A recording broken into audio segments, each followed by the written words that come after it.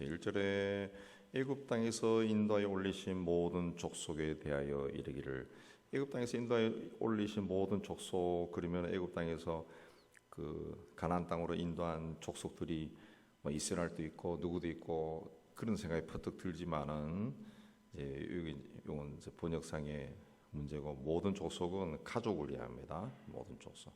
애굽 땅에서 이스라엘 백성들의 굉장히 많은 가족들을 하나님이 데리고 왔다는 거죠.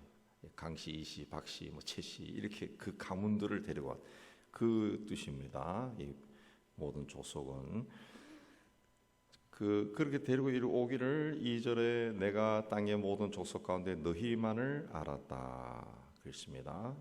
뭐 너희만을 알았다는 거죠. 이스라엘만 알았다는. 여기서 또 땅의 모든 족속도 마찬가지입니다. 모든 그 가족들이 많지만은 그 중에서도 너희 이스라엘만 내가 알았다, 이스라엘만 사랑했다, 이스라엘만 인도했다 그런 뜻입니다. 근데 그 이스라엘이 우상을 섬겼다네. 하나님을 버리고 우상을 섬겼다 그랬습니다. 그러므로 내가 너희 모든 죄악을 너희에게 보응하리라. 보응한다는 것은 이제 처벌한다, 심판한다 그런 뜻입니다. 심판. 그래서 3절에서 6절까지 하나님이 이스라엘을 처벌하는 이유가 나옵니다. 3절은 두 사람이 뜻이 같지 않은데 어찌 동행하겠으며, 하나님과 이스라엘 백성들이 뜻이 같지 않다는 거죠. 하나님은 잘 섬기기를 원했는데 얘네들은 그렇지 않다는 거예요.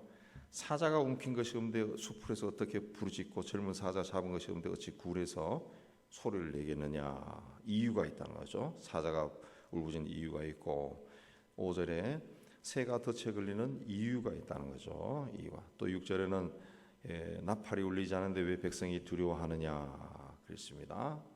나팔이 울렸다. 전쟁이 시작되었다는 거죠. 나팔이 울리지 않는데 왜 두려워하느냐. 이유가 있다는 거지. 이유가 있다. 또 여호와의 행하심이 없는데 재앙이 어찌 성읍에 임하겠냐.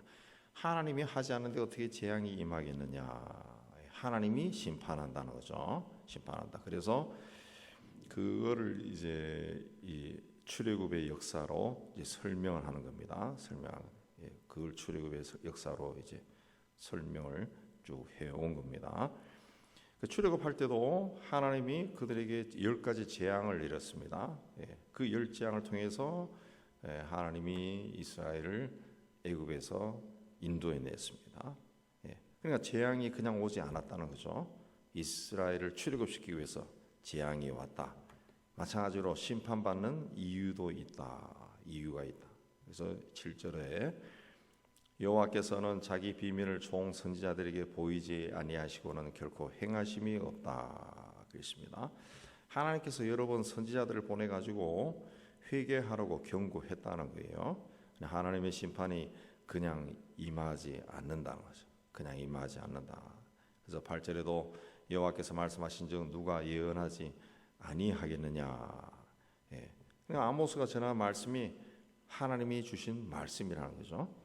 말씀을 받았는데 어떻게 내가 말을 전하지 않겠느냐. 그래서 9절에 사마리아 산들에 모여 그 성중에서 얼마나 큰 요란함과 학대함이 있나 보라 그랬습니다. 아스돗이라고 하는, 아스돗은 이 파괴자라는 뜻인데 그 원어 성경에는 이제 아수르로 번역이 되어 있습니다. 그러니까 북쪽 이스라엘이 이스라엘 왕국을 점령했거든요. 멸망시켰으니까. 그 파괴자는 뜻이고, 이 아모스는 남쪽 사람인데 북쪽에 가서 예언한 사람이죠. 이스라엘을 향해 가서 예언한 사람입니다. 그래서 아스돗의 궁궐과 북쪽과 애굽 땅의 궁궐, 남쪽 애굽의 선포하 이르기를 사마리아 산들에 모여 성중에서 얼마나 큰 요란함과 학대함이 있나 보라 그랬습니다. 있나 보라. 불평과 소란으로, 또 윤리적 파탄으로 도덕적 질서가 파괴되고, 사람을 억누르고 약탈하고, 폭력을 행하고, 이런 일들이 이스라엘 북왕국에 흘러넘친다는 거죠. 흘러넘친다. 그래서 막 사람들이 울부짖음이 넘쳐 흐른다. 넘쳐 흐른다 그랬습니다. 그래서 10절에 자기 궁궐에서 포악과 겁탈을 쌓는 자들이 바른 일 행할 줄을 모르느니라. 자기 궁궐에서 포악과 겁탈을 행하는 자들이 그걸 모른다 그랬습니다. 그 바른 일을 행할 줄을 모른다. 바른 일 행한다라고 하는 것은 바른 일을 만든다는 겁니다. 바른 일을 자꾸 창조해내야 되는데 생산해내야 되는데 그걸 하지 못한다는 거죠. 예. 그죠? 사회가 발전하려고 그러면은 그 사회에서 옳은 일, 의로운 일 이런 것들이 자꾸 생산해내야 됩니다. 이전에 없었던 쉽게 얘기하면은 그런 사회를 그렇게 건강하게 유지하기 위한 이 좋은 법, 의로운 법들 이런 것들을 자꾸 만드는 거죠. 그 사회가 그 법에 의해 가지고 발전해 나가야 되는데 그런 것이 없다는 거죠. 그걸 모른다. 예, 그걸 모른다. 예, 바른 일 행할 줄 모른다. 예, 모른다. 예. 우리나라가 지금 그렇잖아요. 이상한 법들을 만들어서 이상하게 만들어. 그럼 이 하나님의 심판이 임하는 겁니다. 그런 것들이 하나님이 별로 좋아하는 게 아닙니다. 그래서 이스라엘 백성들이 그 부유한 사람들, 건세를 가진 사람들이 없는 사람들을 포악했다, 약탈했다는 거지. 포악하고 겁탈하고 폭력을 행하고 그런 일을 했다. 예. 그러니까 바른 일을 창조하고 의로운 일을 창조하고 사회와 나라를 발전시키는 그런 일을 한 것이 아니라 자기 개인의 이익을 위해 가지고 악한 짓들을 자꾸 생산해냈다는 거죠. 생산해냈다. 그래서 11절에 이 땅 사면에 대적이 있어 네 힘을 쇠하게 하고 궁궐을 약탈케 하리라 그랬습니다. 대적이 있다. 대적. 이제 그 북왕국 이스라엘 사면에 적들이 꽉 차서 이제 먹으려고 한다는 거죠. 사회가 부패하고 그 도덕 윤리적으로 타락해 버리면은 이 내적인 힘이 약해지죠.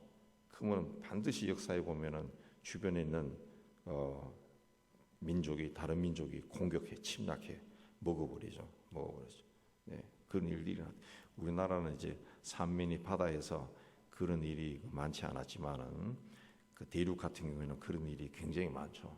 저 나라가 어떤 영적으로 정신적으로 약해졌다. 그럼 들어오는 겁니다. 우리도 마찬가지로 그렇게 해서 침략을 대륙으로부터 일본으로부터 침략을 많이 당했죠. 자, 그런 일을 당하면 어떻게 되느냐? 12절에 보면 목자가 사자 입에서 양의 두 다리나 귀 조각을 건져낸과 같이 그랬습니다. 목자가 사자가 양을 다리를 물었든가 귀를 물었다는 거죠. 근데 목자가 사자 입에서 양의 두 다리나 귀 조각을 건져냈다. 이건 상징의 표현인데 그 정도가 되면은 이 혼란스러운 거죠. 혼란이 사자가 와서 막 양들을 물고 먹으려고 하는 그런 거, 예. 또 먹고 있는 중인지도 모르죠. 예. 그 사자가 막 입으로 양의 두 다리나 기조각을 막 물었어요. 근데 목자가 달려와서 그걸 건져냈다. 그 밑에 보면은 건져낸 것 같이 사마리아에서 침상 모서리나 걸상 방석에 앉은 이스라엘 자손도 건져냄을 입으리라 그랬습니다. 그러니까 침상 기퉁이나 걸상 방석에 앉아 있는 이스라엘 자손도 건져냈다. 그러니까 저기 들어와서 이 집안의 침상까지 들어와서 또 걸상에 앉아 있는 사람들을 데려갔다는 거죠. 막 죽이고 막 이렇게 하는데 거기서 건져냈다. 우리 상상해 보면은 이게 어마어마한 막 혼란이 일어난 겁니다. 전쟁이 일어나서 적군이 들어와서 사람을 막 죽이고 그럴 때 입에서 끄집어내고 막 길을 모르는데 거기도 끄집어내고 침대 모서리에 앉아 있는 사람이 막 죽어갈 때 그걸 또 보호하고 어마어마한 혼란이 왔다. 겨우 살려냈다. 그 이야기입니다. 살려내기는 살려냈는데 겨우 살아났다는 그 뜻이죠. 겨우 살아났다. 예. 그러니까 그 하나님의 심판이 임한 와중에서도 하나님의 그 어떤 사랑이 그래도 조금 남아 있다는 거예요. 조금은 남아 있다. 예. 완전히 멸하지는 않고 조금 남아 있다. 그래서 북왕국이 망하고 난 다음에 아수르의 포로로 잡혀요. 포로로 잡혀. 예. 아수르가 그 북쪽 이스라엘을 그 이방인들을 막 이주시키고 유대인들하고 강제로 결혼시키고 막 난장판을 부리는 가운데도 포로로 잡아간 사람들이 있다는 거죠. 예. 그 사람들이 이제 짐승 모퉁이 걸상에 앉아 있는 사람, 예. 사자 입에 물린 양의 두 다리나 귀, 고기에 해당되는 겨우 목숨을 부지한 사람들이 예, 그렇게 잡혀간 거죠. 잡혀가지. 겨우 살아난 겁니다. 겨우 살아난 거예요. 그래서 너희는 이걸 듣고 증언해라. 14절에 내가 이스라엘의 모든 죄를 보응하는 날, 심판하는 날이 온다. 그때 베델의 제단들을 벌하고 제단에 불을 꺾고 땅에 떨어뜨리고, 베델의 제단은 이제 우상을 섬기던 장소죠. 그 제단의 뿔, 우상을 다 부셔버리겠다. 그렇습니다.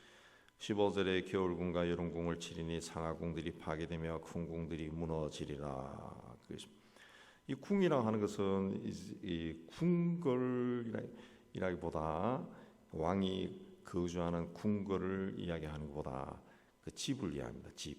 집인데 집이 그 요새처럼 막 그런 꾸며놓고 견고하고 화려하고 이런 걸 이제 상징하는 겁니다. 겨울궁, 여름궁. 이게 무슨 뜻이냐?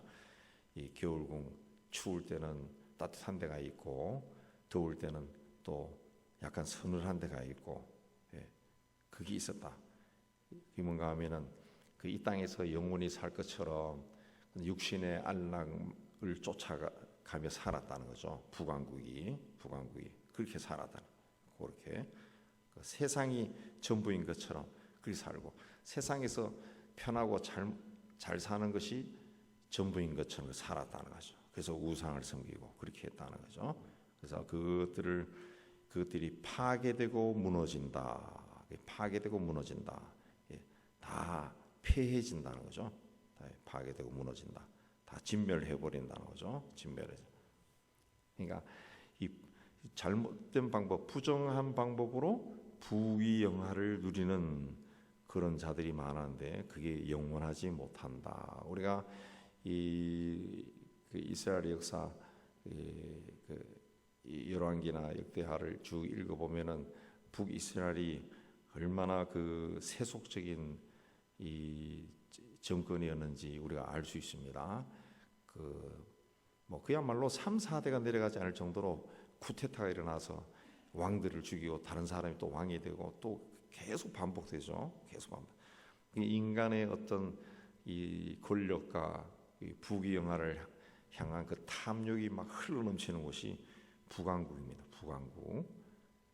그 인간의 어떤 욕심이 흘러넘칠 때는 우상을 섬기게 돼 있어요. 우상을 섬기게 돼 있어요. 내가 잘 돼서 돈도 많이 벌고 싶거든. 그럼 돈 많이 벌게 해주는 우상을 쫓아다닌다. 요즘 우리 하면 그 우상이 뭡니까? 신문에 나오지만 코인이고 주식이고 그걸 쫓아다녀요. 저도 이렇게 읽어보니까 코인에 중독되면 24시간 한다더라고요. 왜냐하면 주식하고 달라가지고 이게 뭐 순간적으로 막 등락을 반복하니까 그 볼 수밖에 없대. 그 우상이죠. 그런 우상. 한 번만 하면 대박을 친다는 그 우상. 그걸 끝장내는 날이 온다는 거죠. 그래서 이 여호와의 말씀이니라 15절이 여호와의 말씀이니라. 이 말씀에 이제 다 들어가 있는 거죠. 말을 전하는 자. 그 말이 누구의 말이냐 이게 중요하죠. 직장에서 사장님이 말씀했다. 군대에서 장군이 이야기했다. 그럼 근위가 있죠. 여호와의 말씀이니라. 하나님이 그렇게 하셨다. 그러면 하나님의 심판이 임한다는 겁니다. 반드시 임한다. 당신들이 겨울궁과 여름궁을 지나가면서 세상에서 영원히 살 것처럼 살았지만은 그 삶도 이제 끝난다는 거죠. 끝난다. 포악과 겁탈과 또 쾌락을 즐기는 삶을 살았지만 그게 끝난다는 거죠. 끝난다는 거죠. 얼마나 그렇게 살았으면 도시에 그 울부짖음이 넘쳐 흘렀겠느냐. 이제 그것도 끝난다. 그렇습니다. 우리가 성서적인 관점에서 보면은 이 북한도 저렇게 나가다 끝납니다. 끝나고 우크라이나 전쟁도 끝날 거고 중국도 끝나고 어느 순간이 되면 끝날 겁니다. 끝납니다. 울부짖음이 그 하늘까지 올라가면은 어느 날 갑자기 끝나요. 갑자기 끝납니다. 갑자기 끝나버립니다. 갑자기. 우리나라도 우리가 살고 있는 이 땅도 자꾸 너무 점점 세속화돼 가죠. 점점 세속화돼가. 교회 자체도 점점 세속화되어 가고 하나님이 아니라 물질이 지배하는 곳으로 자꾸 변해가면은 하나님의 진노가 일어나. 어느 순간 되면 임계점에 이르면 하나님의 진노가 터져 나오는 거죠. 성서의 예언서에 나오는 말씀들이 다 그거예요. 하나님이 인내하고 참다가 어느 한순간에 되면은 다 폭발해 버린 겁니다. 폭발하면은 오늘 말씀 것처럼 침상모서리에서 걸상방석에 앉은 자 사자의 입에 두 다리가 물리고 귀가 물린 상태에서 겨우 살아나는 그런 일이 온다는 거죠. 우리는 그런 일이 뭐 세상이 아무리 타락해도 그 타락에 동참할 것이 아니라 오히려 부패하고 타락해가는 이 사회를 우리 마음에 품고 기도의 자리에 나가야 될 것. 하나님이 우리가 원하는 것은 그겁니다. 세상이 타락하고 악해지고 그렇게 할 때 바라보며 비난하고 욕하고 그렇게 하라는 것이 아니라 그걸 보여준 이유는 너희는 기도해라는 거죠. 너희는 세상이 이렇지 않느냐. 근데 왜 가만히 있느냐? 아니 왜 그런데 동참하느냐? 내가 사랑하는 너는 네가 왜 그런데 같이 묻어 들어가느냐? 너는 하지 말라. 너는 기도해라. 그런 뜻입니다. 오늘도 이 말씀으로 기도의 자리에 나가기를 주님의 이름으로 축복합니다.